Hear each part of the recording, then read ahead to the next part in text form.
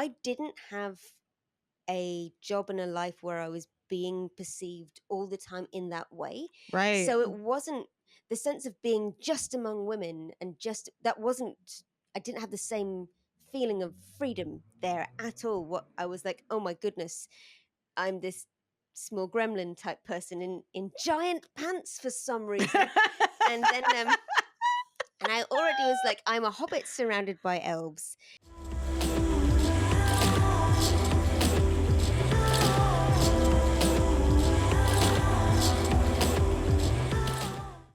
I love, as I was shutting the curtains, hearing you be like, ah, yes, what gave you permission to Think about me when you're touching yourself.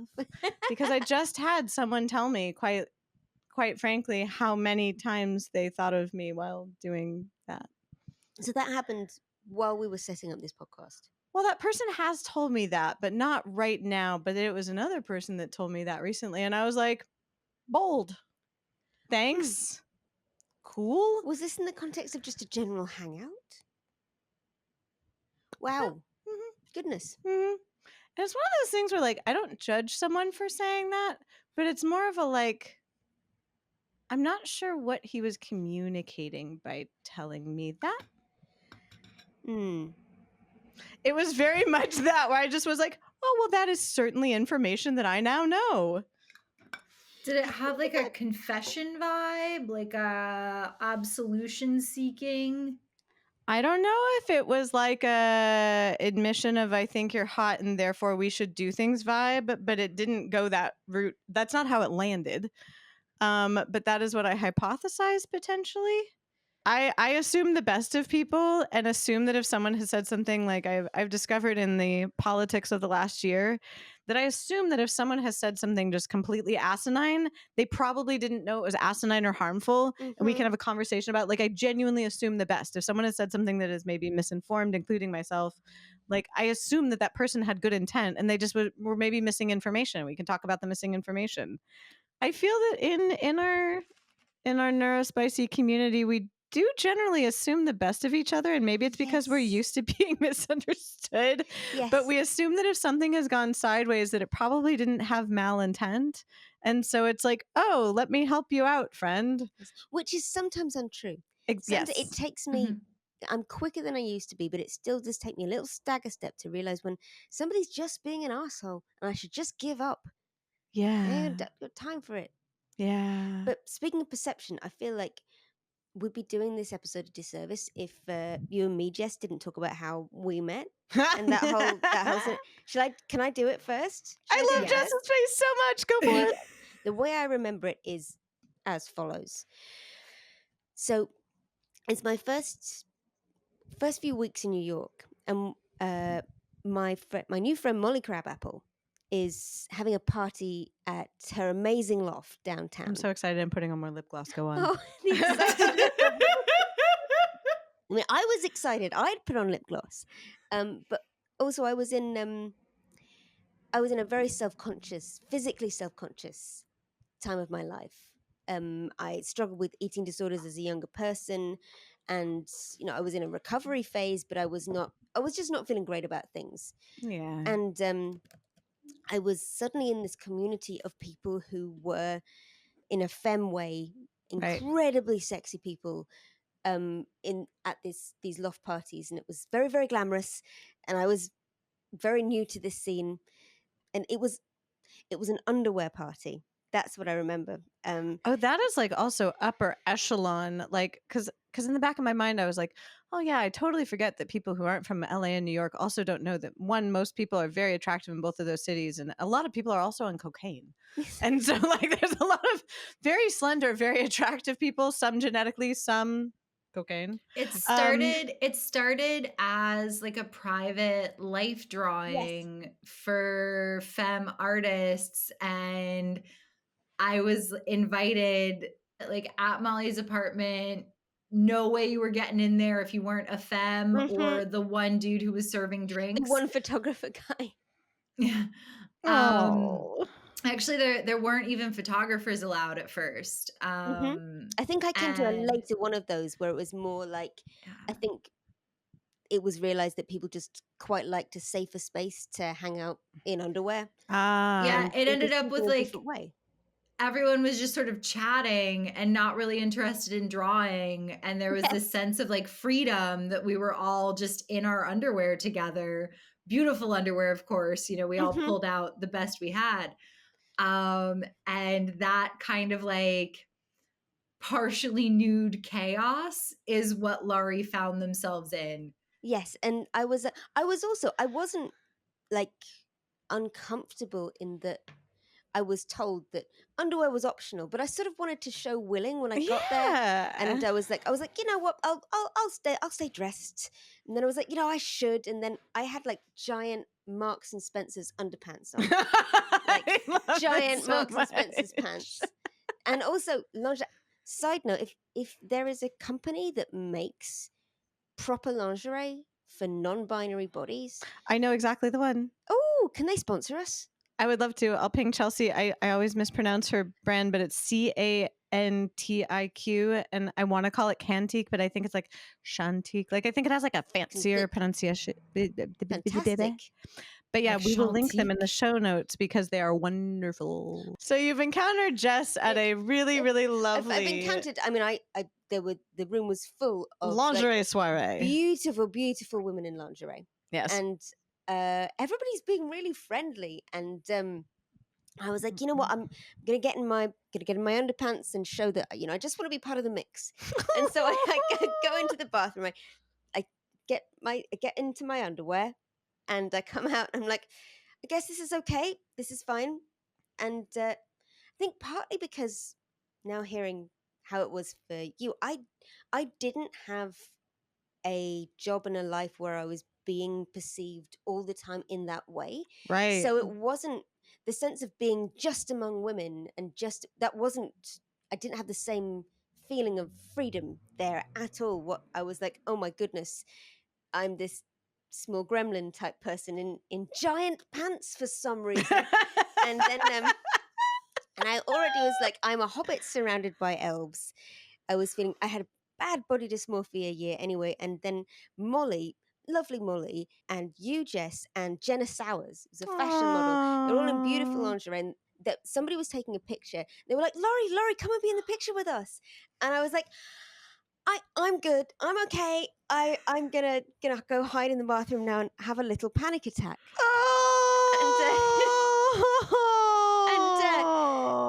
And then a few days later, because I was writing like my first big feminist book, I asked Moles if she could put me and Jess in touch. And because I was like, this would be a great person to interview. And thank goodness you were clear and straightforward, Jess, because the email I got back said something like, that would be great, you know, respect your work, but you know, I noticed that at that party we were at, you were uncomfortable to have your picture taken with me. And I understand that, you know, as you have this feminist reputation, and you know, I work in pornography, you might not want that. And you know, but you know, oh no, and it was because of the giant pants. Yeah, I was like, oh god, I wasn't even thinking about that. I just didn't really want my picture taken in between you and Jenna Sowers in my giant pants. Like, I just had to. But it must have looked like I'd sort of stormed off in outrage at all these beautiful harlots that were draped all over the room.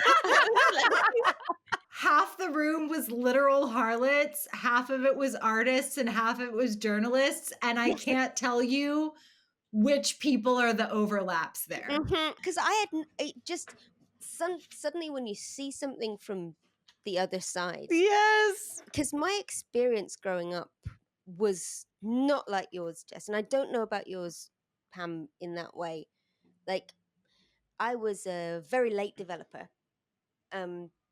And also, like, just a sort of, I just wore a lot of sacks and was quite eating disordered and generally a bit smelly, I think. And like, I was also smelly. I was smelly on purpose. Oh no. I thought if the men got too close, then they would smell me and be like, ew. But actually, they would sometimes go, ooh. And then I would go, we might have a good time. Whatever it is, it's going to be, I've learned in my time that whatever it is, it's going to be somebody's thing. Oh yeah, anytime I think I'm being extremely unappealing, it appeals to someone. Actually, I have learned not to deliberately try to not flirt, because when I'm trying not to flirt, I come across very strange.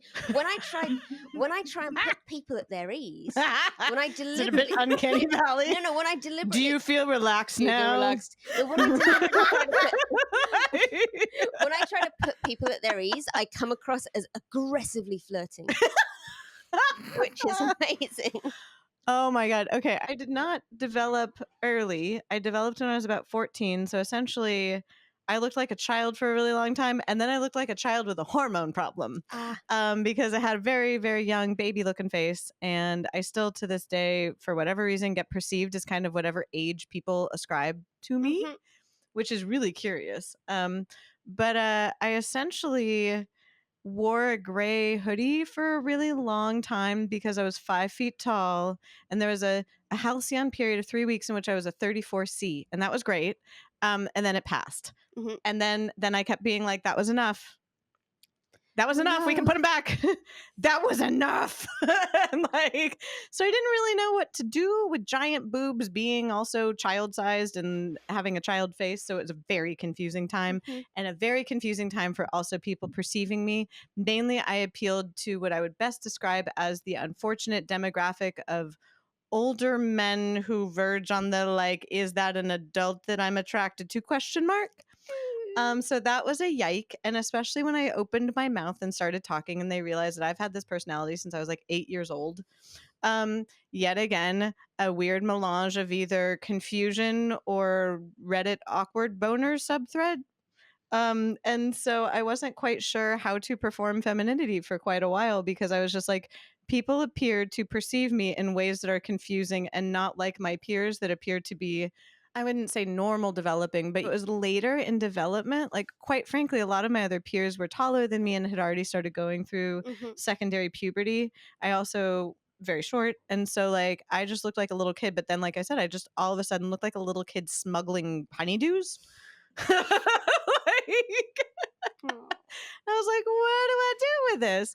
However, I did learn, as well illustrated, like if I wore something that showed my figure, I got one kind of weird attention. But if I wore like kind of the sackcloth thing, I got a whole other kind of weird attention. And so like no matter what I did, like people paid attention to me, and it's very difficult for me to figure out a way to make people just absolutely not pay attention to me. And I still to this day don't know why, and wish I could like capture it so that I could turn it on or off. That would be amazing. It would be so cool because for whatever reason, I'll just be minding my own business. Like literally when I'm going on my long walks in the hills, I am just like in my own, and especially now that I think about it, it does seem to happen when I am most concerned with my own inner world, and I'm quite literally just existing, but being the fullest me existing because I'm engaged in my existence, that people are like, oh, hi. Yeah, that was my experience of that is like, and Laurie, speaking, I guess, to your point, for a long time, same thing where I think people thought I was standoffish because in LA, I was often surrounded by like models, the children of models, extremely tall, glamorous people that did not share my body type. And they'd be like, let's grab a photo. And I'm like, no, I would prefer not to do that. And it's not because I was hideous by any means. Like that's the thing is looking back, I was really, and yeah, I'm like, oh, I was so cute, but I was very cute and they were very sexy. And so it was very much like kid sister Stacy vibes. And so I didn't really know how to perform sexy correctly because I did look literally like a child for a very long time. Which is how I felt in porn because I never got the boobs. Someone once described my breasts as nipples with confidence, and I was like, that's actually pretty accurate. And most of the people in porn are short. So I was feeling like this flat-chested giant stomping through, because also the PR woman wouldn't let us wear flat shoes in public. So I'm like, you know, my instinct was to like wear flats and be on the same head level as everyone, but no, I had to put on the stilts. And so I'm just like God Hora, stomping through the Tokyo of the porn convention like a beanpole. 'Tis I, bold nipples. Yeah. Just don't call them brave or I'll cover them up. So brave. So brave. So brave. Oh my God. And Jess, I was thinking about this when you were talking about performance. I was thinking about how I didn't really know how to perform what like sexy was. And that in a way I actually wanted to take like burlesque classes or something because I'm like, I feel like I missed the memo on this. I feel like the things that like people perform as sexy, I'm unsure of how to do correctly. But like, so along the end of my parents' bed, there was Good Housekeeping, Architectural Digest, Ham Radio Manuals, Playboy. Okay. Everything changed when Ham Radio Digest attacked. Exactly. And it was because I guess when Playboy started, my aunt, my dad's sister, had gotten him a subscription for the articles. Like quite literally, his sister was like, "Oh, I hear that there's They great were pretty good, yeah. Yeah. When I wrote for Playboy, my mom demanded to know what issue and went to the newsstand. I was like, "Mom, I'll send you a copy." And she's like, "No, I want to go buy this myself."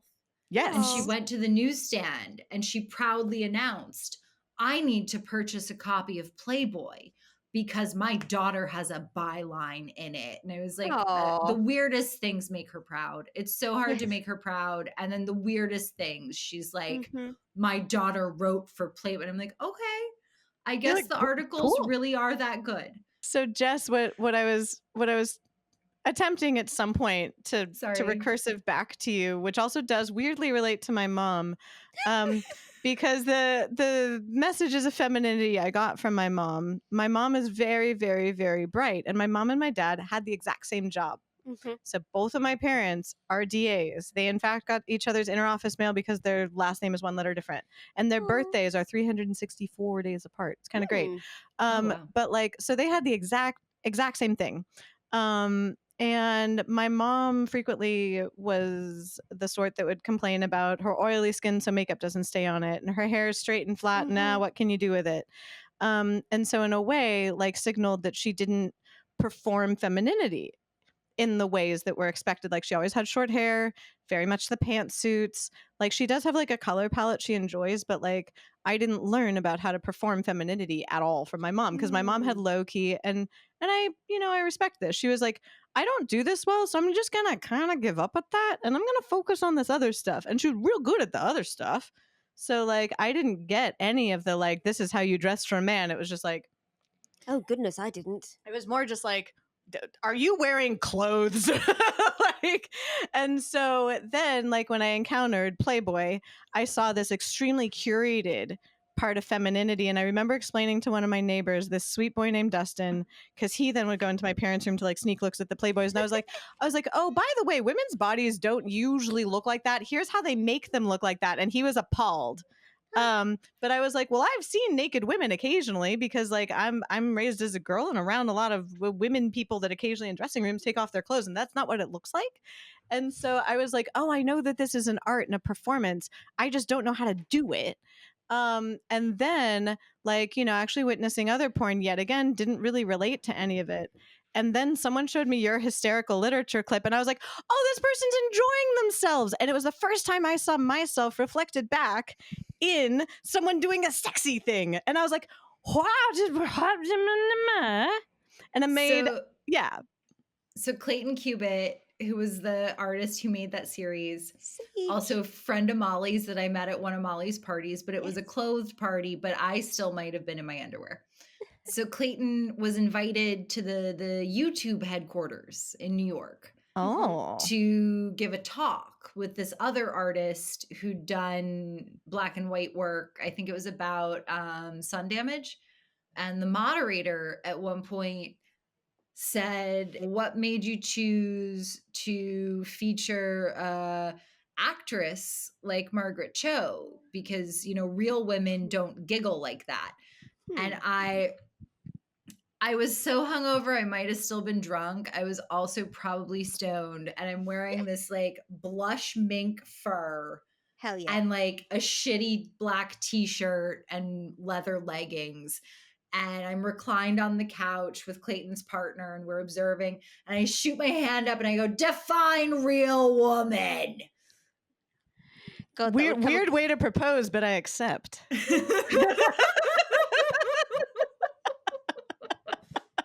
It is very, and that comes into like that reads so differently now. That idea of define. Also, that's just that's so badass. A word British people should never say. But it's like now you get a lot of people yelling, "Oh, what is a real woman?" And they know exactly what answer they want, Right. and it's always from a very concerned troll, very antagonist turf, or just straight up misogynist. I always, by the POV. way, every time I hear the word turf, I feel like they're villains in the Smurfs. Just so They you might know, be. that's Smurf what and runs turf. through my head every time. So antagonistic turf, I was like, ooh, like Gargamel? Mhm. Like every time. But there is this idea, and this is something I ran into reading second wave feminism very young, which Yeah. I deeply value second wave feminism. There's a lot of very, very important thinking and philosophy in it. But It got us here. Mm-hmm. Yes. Yep. And there is an idea that performance can only ever be for the male gaze, and that and there is a real femphobia there as well. And but there was really, when I grew up, there was just a real divide between girls and femme people who were considered hot or considered pretty and people who were not. Right. And I spent well, not a year, like 9 months in hospital with eating disorders as a kid, and that was the first bit of my eyes opening to that, because I'd been one of those people, and I'm not proud of it, but at school I'd been very much like, well, I'm clever, so it doesn't matter. And I don't think I thought out loud to myself, I'm better than you.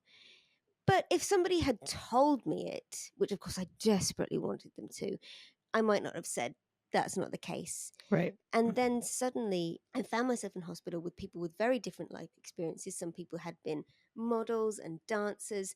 And I realized that we were all struggling with the same thing. Right. And they had got there for different reasons. And that the sense of enmity and the sort of horror of how you were perceived and how you can control it and how you can't is all from the same root. And but that first year I spent in New York was the first time I had friends who had had an experience like that, who were well and who were not, very unwell teenagers like I was at that previous time. And it was very, like, I remember talking with Molly and talking with a bunch of people about that very early experience of being looked at and not being able to control it, and not being able to not being allowed boundaries. It seems like what it boils down to in some ways, not being allowed, like people feeling like they have a sense of ownership over you because they can look at you.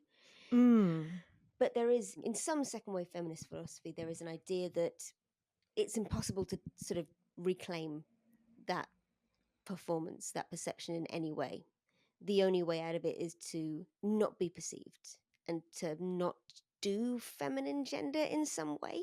Right. I think about that of like, because that was what stood out to me about Jess's clip, was that like when I was shown that, I'd had a guy like say to me at one point, we were doing sexy things, and he said, "Why are you smiling?"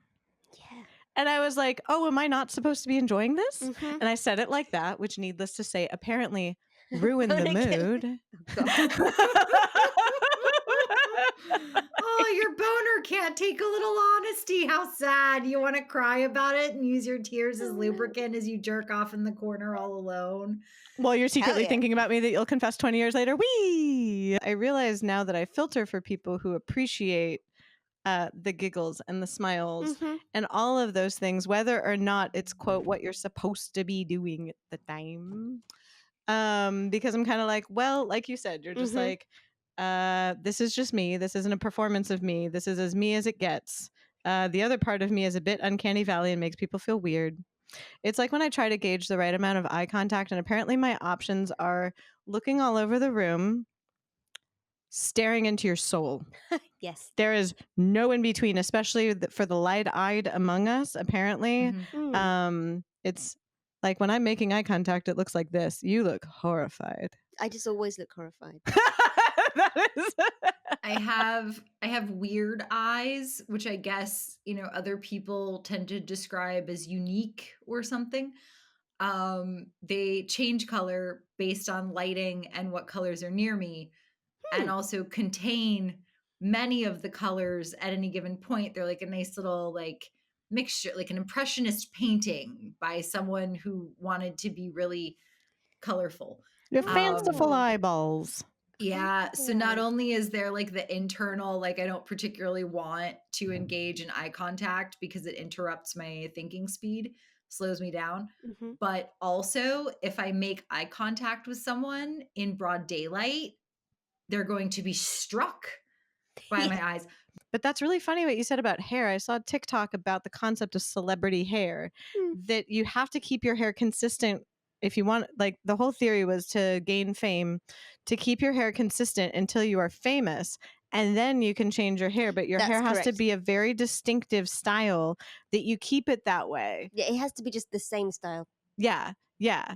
And so like it was a theory about, actually they applied it to like Chapel Roan, that her music's been amazing this whole time, but then she went for the big red curly hair and kept it that way until like people were like, oh, that's Chapel Roan.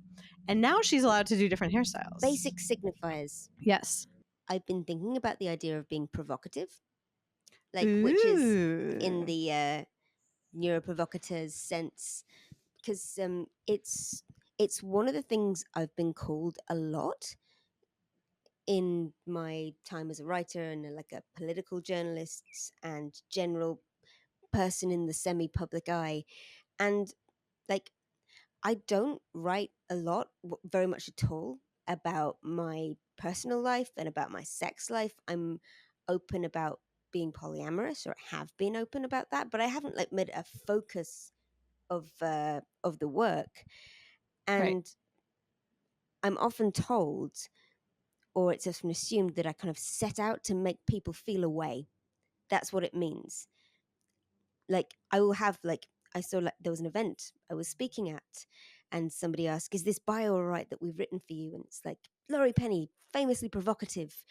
And I'm like, that. I hate it more than anything. I hate it more than anything because it's also just, it's untrue. It feels untrue. It feels like saying that I set out to produce a reaction, which often I just didn't. Oh, so is the part of it feeling untrue, is ascribement a word? Ascription?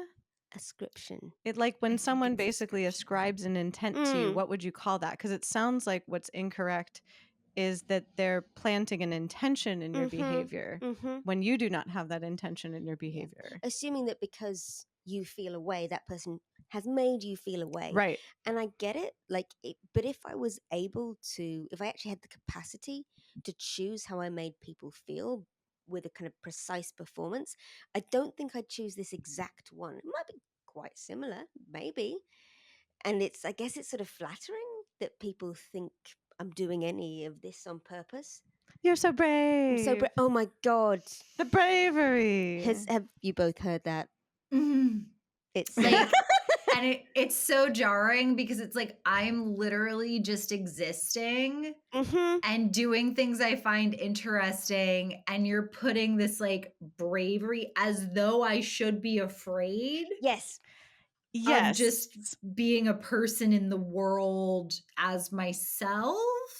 It deeply confuses me in that way because I'm like, what's the alternative? Like kind of like the George Carlin meme of like, I guess I'll just die.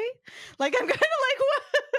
Like I'm like, what else am I supposed to be doing? Like very similar vibe of that people think that sometimes my manner of dress or behavior is provocative, and I'm like, no, I apparently just missed the memo on provocation, or it's like Yes. it's very, I'm just like, no, like just like you said, Jess, it's like I'm just existing over here. Apparently my manner of existence is a thing, and it's like the perception of others of just like, wow, so eccentric, so brave. I think Yeah. maybe some people find it effortless is maybe perhaps the wrong word, but some people find it so just natural and intuitive to ignore certain social norms that are stupid and take a lot of work.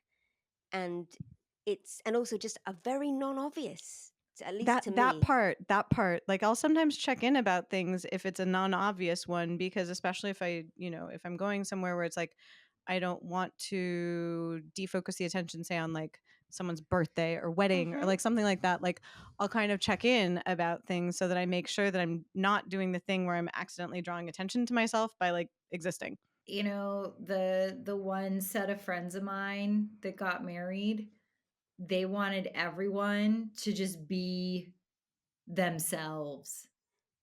They were like, yeah, be your weird self. Shine on, you crazy diamond. By the way, there's a quiet room in case someone needs to get away.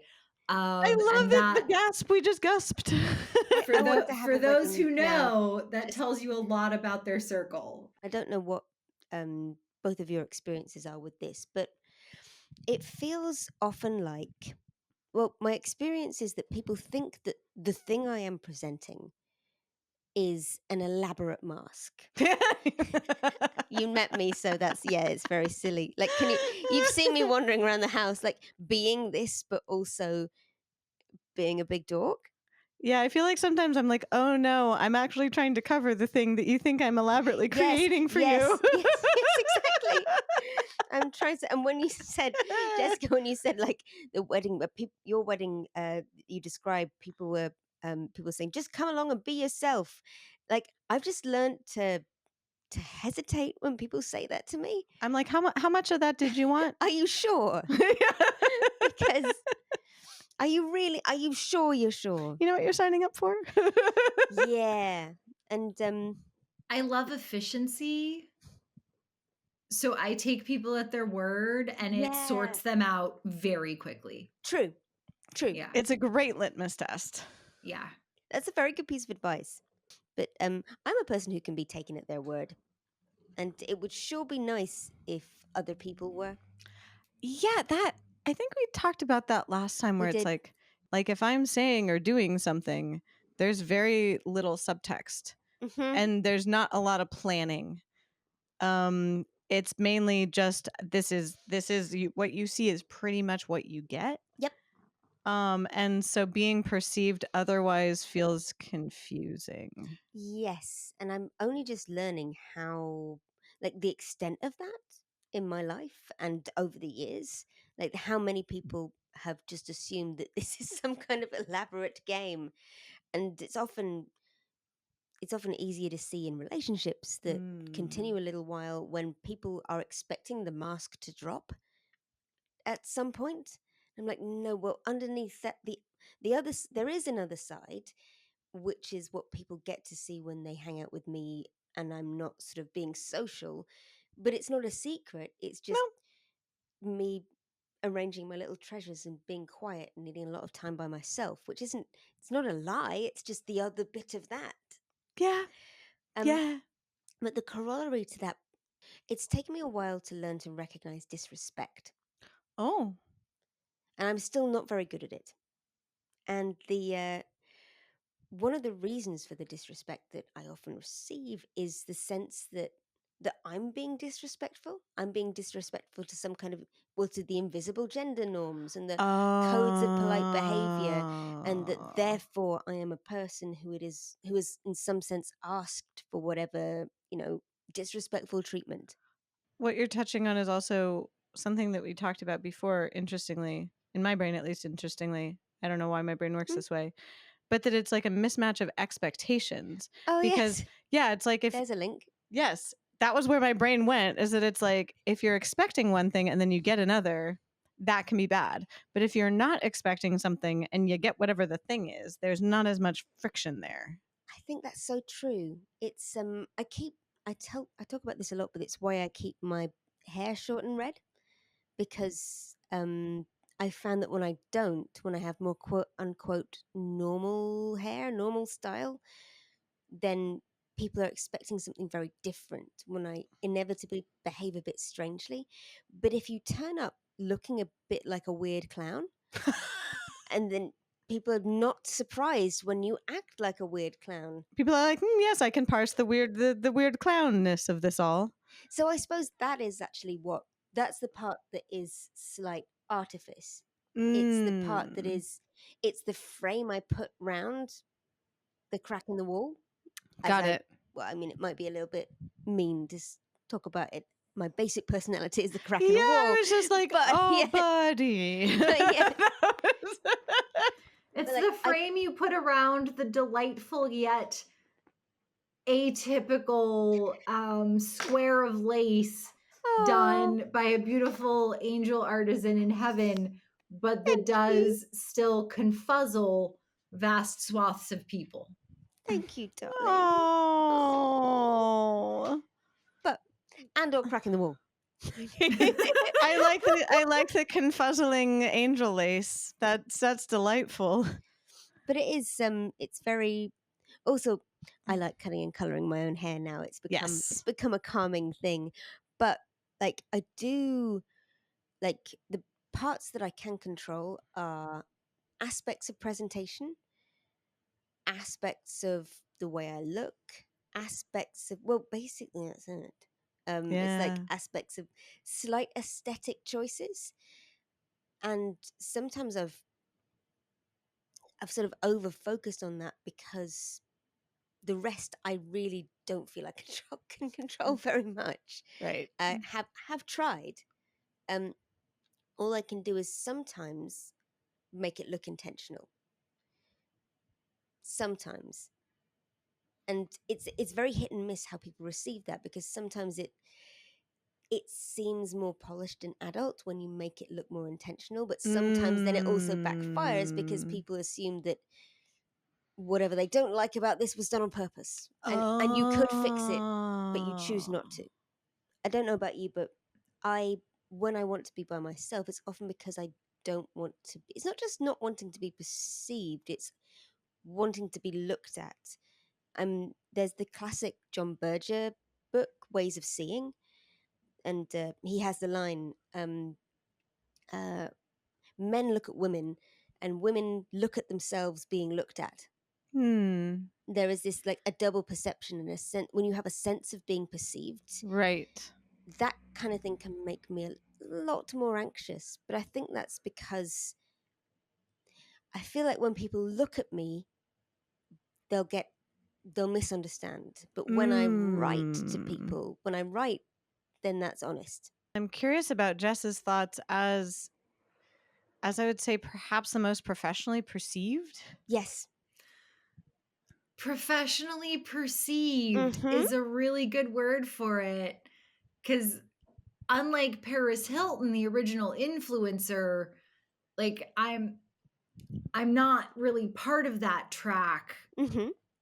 But I'm also not, it's not like I was an actress, or like the porn of it all was even really the main thrust, right? Most of the interviews I did, because they couldn't talk directly about porn in the early days on the mainstream media, it was very personality first. Yes. Yeah. And then what are your thoughts on porn? What's your commentary on porn, right? So around 13, I started being perceived by men in a way that they felt the need to inform me of. Now, This is what we were talking about. Yep. I often walked places with a book in my hands, looking halfway at the words and looking halfway for obstacles that I might trip over. Like, it would have been so easy to just perceive, observe, put it in your memory bank, walk away. I would have remained completely oblivious, but no, they needed me to know. Yeah. And by the time I was 18, I was like, you know what? There's this whole industry where I can be perceived in a way that I directly benefit from and have some control over. Yep. In some way, I'm consenting to. And that was actually, as much as when I first started, people were like, why are you here? And I'm like, orgasms. Who doesn't love orgasms, right? The control over the act of being perceived, or the control over the act of perception in some way, was a big part of the appeal for me. Then, kind of wrestled with when I went into mainstream porn, I kind of wrestled with the main director and the PR woman over how I was being presented and therefore likely to be perceived. That tension caused an energy that seemed to work really well for the product and the brand. But then the second half of my career was really about, building more control over my presentation and therefore, the ways I'm likely to be perceived. And once I'd gotten so far as to co-found my second company, I was like, I don't actually want to be on camera anymore. I've exerted all the control I'm going to get to exert. And people take work I pour my heart and soul into and stick it on a tube site with like hot wife gets dick down by BBC. And I'm like, that's not what I put there. And this is now boring to me. And once I was bored, then I had no interest in giving a sexual performance, right? I might have been interested in having the same kind of sex with the same people, but it wasn't interesting to do it on camera anymore. It reminds me, what you said reminds me, I was rereading some Emma Goldman essays, and she talks about sex work. She's so good. In the 1910s in New York, she goes out there and I'm gonna pick up a client, and whoever she picks up first is like, I just think this might not be for you. Like, the strip club I auditioned to told me that, and I was just stubborn. Oh, that was actually a few of my friends had done sugaring, and so I was like, oh, I'm just curious about this. And I talked to one guy, and he actually said he's just like, no, I actually feel bad. And I was like, why? He's like, you're clearly smarter and more talented than I am. oh no! And I was like, well, wouldn't that make you all the more apt to give me money then, so I could like foster that intelligence and talent? And he was like, no, that's not. Oh dear. And it was like this amazing like. Anyway, it went very sideways, but very much that where he was like, oh no, I have and it went back to perception, because basically he was like, yes, boobs and hair, correct. And then we started interacting, and he was like, oh no, I'm actually intimidated, and that's the opposite of what I usually get from these interactions, and I don't know what to do with this at all. He's like, you're too smart for this. I was like, no, but I'm also 22 and female, so I need money. But like what Goldman says is, she says that the some of the anger, particularly from other women towards female sex workers, is about the idea that it's asking for money or asking for any kind of reward for something that it's felt that you owe to somebody for free. Like, you're asking for money for what should be done for free. She's specifically talking about like full service in-person sex work. Right. The audacity of it. The audacity of asking to be paid for what should be given for free. And that I thought about that when you talked about, well, I am being perceived in this way, like you as a younger person, let me control it and let me actually get rewarded for it, do it professionally. And that being seen as in somehow violating an unspoken social norm, somehow violating the code. Yeah, like why would someone be entitled to perceiving you or interacting with you for free, whether it's something you've put effort into or not? And they do talk about in a lot of feminist theory, they talk about like the male gaze or the gaze as a form of ownership, which I mean, which would track with like both of your experiences with people not just looking at you, but telling you that they're looking. They want you to know that they can see you. Yes. They want you to like not even react, but they want you to to feel Well, it. Laurie, do you remember in early core when we went on like very early 2020 lockdown, we went for a walk on Sunset Boulevard and it was deserted except for a guy across the street who was just screaming his head off at us, and we were dressed Yes. in jammies. We were dressed in pajamas. And we just started, I remember just laughing because I'm like, what are you trying to do, bud? What are you gonna do? What's the end game? People. I am terrible at being famous. Jess is like, I'm spiraling. No, a long time ago, the main director for Digital Playground, I had one movie out, and there was an award show, and he got drunk and he started speaking a little too freely, and he was like, "Why are you selling the way that you do?" And one, rude, but two, you're not supposed to tell the contract girls that they're financially viable. That's just a tactical mistake and a business front.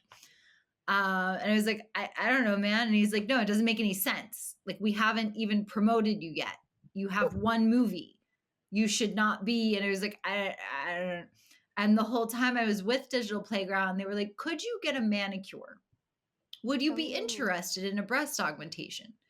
Perhaps you wear more than eyeliner and mascara to public appearances.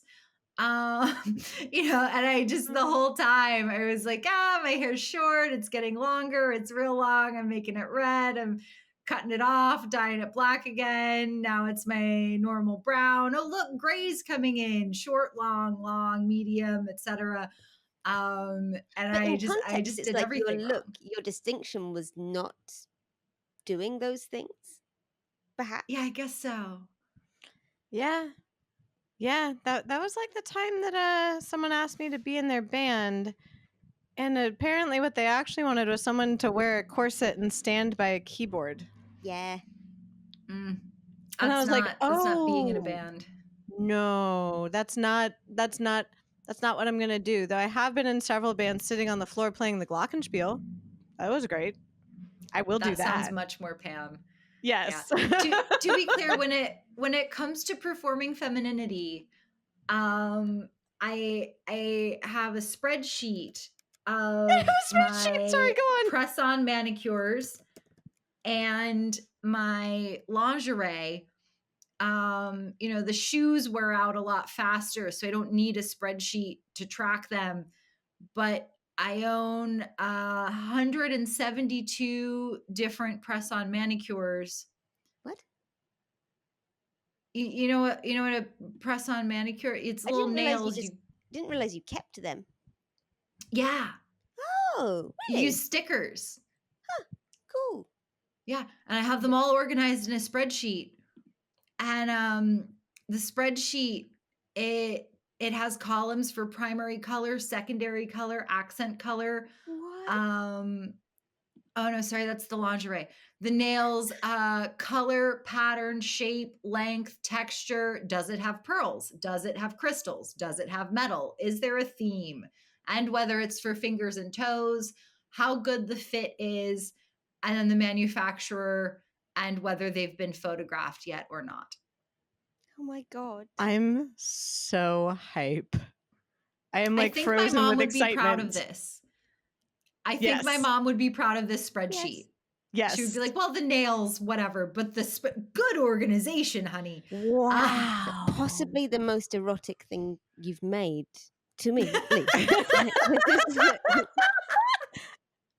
I love that the reaction is like, of course Jess is successful. She gets great joy out of reading things with orgasms and makes spreadsheets. This is completely obvious. That's the key to porn stardom. But also the idea, I'm coming back to that, real women don't giggle. Margaret Cho is an actress thing. I mean, I'm kind of known for being quite giggly. It's a way that I interact with the world. But also God, it's so sad. The idea that assuming that any joy is a performance for somebody else. Yes, or that if you're enjoying something, it means that you don't have any substance. And I'm like, what? Because I've had the similar experience. Like sexually, I've often been told like, wow, it's kind of amazing how you seem to enjoy this so much. I'm like, what was I not supposed to? She's like, yeah, you make all these sounds. You're smiling and laughing. I'm like, that's not like that those usually are signifiers I'm enjoying yeah. things. What were you thinking I was going to react like? And then I'm like horrified because I'm like, are other people not enjoying this? Which then I'm like, what are you doing with the other people? I think there is a lot of and like, ugh. I think there's a lot of letting sex, like assuming that sex is a thing that gets done to you, even if it's enjoyable, consensual, and wanted. Right. That's my understanding, at least. I'm not. That's what I assume. Actually, Jess would probably. You're more of a therapist in this way. Coach. Oh, sorry. Yeah. So part of it is, yes, there's absolutely a perception that for femme people or people who are read as femme, sex is a thing that gets done to you. It is especially told to girls. Sex is described in a way that sends a strong message that girls are supposed to be passive, women are supposed to be passive. But there's also this like concern of other people hearing. Yes. That serves as like a repressive mechanism, and also sometimes a concern of being taken to be a slut in a bad way if too much enjoyment is shown. That last bit is something that's mind-blowing to me. Just like actually enjoying sex you're already having makes you sluttier. Right. Yeah. Right. Wow. How dare enjoy clearly doing it wrong. God. Really? Yeah. Yep. And I've noticed a lot of men are very quiet. And when I ask them about it, they're like, oh, well, when I started jerking off, it was like in the college dorm or something. Of course, so I yeah. had to learn how to be really like, shh. And I'm like, and that's your only setting. You're just set to full on quiet mode. Okay. Like we'll make an agreement. If there's a problem, you'll verbalize that and I'll just do what I'm doing, presuming you're enjoying yourself. Right. Upon reflection, I feel really good about my selection of partners, I would say, as I've gotten older, because I think I have self-selected also for a fellow of the neurospicy. And so it increases communication. It increases also, like people feeling freer to signal their enjoyment verbally or non-verbally. And so that's been really great. And there was an encounter I had with someone recently where I did notice that physically they were responding slightly differently and they'd gotten a bit quiet. And I asked him, I was just like, what I said in the moment was, did the intrusive thoughts win? Oh. And he was like, how did you know? Oh. And we had a good laugh about it. And then we were like, let's just, like snuggle and kissy and look at dumb memes and like, do stuff. And then he was like, ooh, I want to do something too. I was like, ooh, how fun. And it's like, we got back into the swing of it. But it was really interesting that what happened was I basically witnessed someone think themselves out of the mode, then shame themselves for think themselves out of the mode. It just looked like he was low-key slightly spiraling. And when I told him that, he was just like, that was accurate. But he's like, but I didn't mean it. I was like, no, I take no offense. Your brain goblins are not a reflection on me at all. So it was a very it was one of those interactions that was whatever the spiritual opposite was of the guy that was like, why are you smiling? Why are you laughing? How dare you enjoy this? This is like, I read about someone recently who, and when I say I read about someone recently, I may have done this recently, who left someone tied to a bed and then got distracted. Oh, you actually forgot as opposed to pretend forgot. Yeah, if it says pretend forgotten, then there's actually. I just sort of got in a bit of a loop in the bathroom.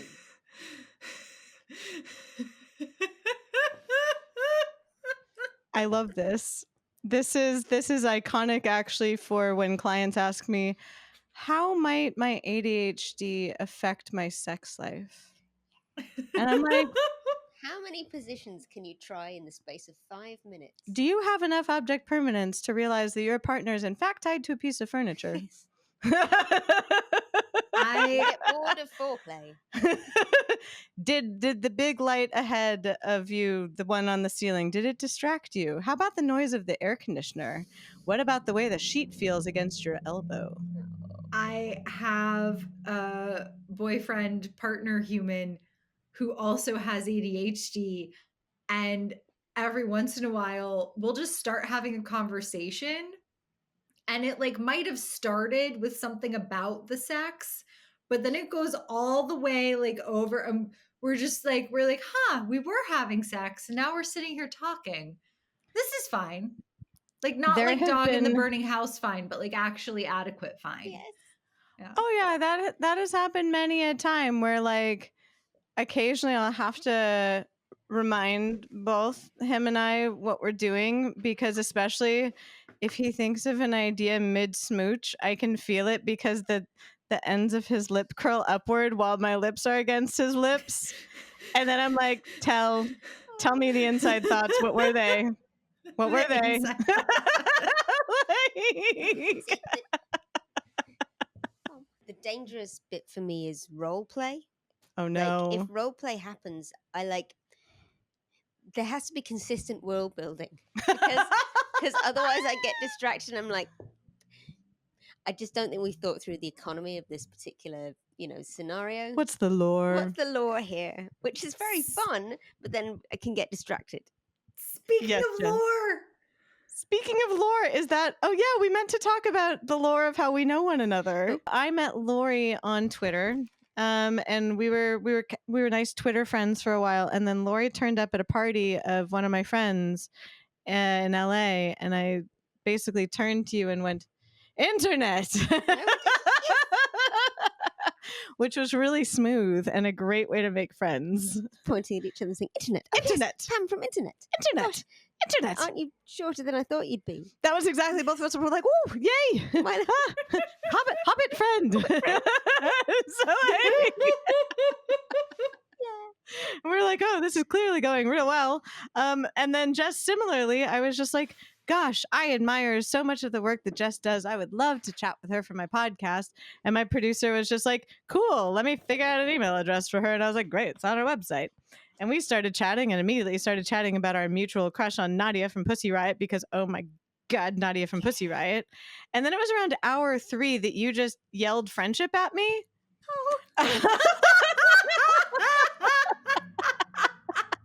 The neurodivergent way of making friends. friendship. Yes, and similarly, I Friendship. was kind of like slightly taken aback, like Laurie was taken aback when I yelled internet, and you were like, no, that was friendly, that was good, it wasn't aggressive, I'm excited. I'm like, now that aggressive thing I just did, it wasn't aggressive on the inside. Yes, That's what really matters. it was deeply cute aggression. And I was thinking about that. I was just like, what a great way to become deeply bonded to two different humans, is like that it genuinely has nothing to do with, like, I mean, perceiving you both is delightful, Thank you. but like it had nothing to do with the perception or the performance of personhood, aside from me being like, oh, your writing is neat, we're friends now. Your writing and your art is neat, we're friends now. Like, it was very much just like, the innards, they're aligned. Any parting thoughts? Laurie's out of parting thoughts. No, it's been like, it's a dream getting to chat with both of you about all this. So thank you so much for both being involved. And I really look forward to the next one.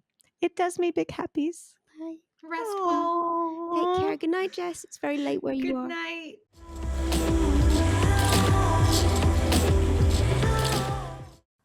Thank you so much for listening to this episode of Neuroprovocateurs. Please join us on Substack, where you can find exclusive clips, resources, and community of the neurospicy variety. We are an independent podcast, so know that your support on Substack and beyond means the world to us, quite literally. If you enjoyed this episode, please make sure to leave us 5 stars and glowing reviews, and follow our podcast on your preferred podcast platform so that you can be sure to get each episode the moment it drops, and know that your reviews help us get in front of other people who might also want to listen to this podcast. We are on social media in all of the usual places as Neuroprovocateurs. Thank you again, and excited to see you for our next episode.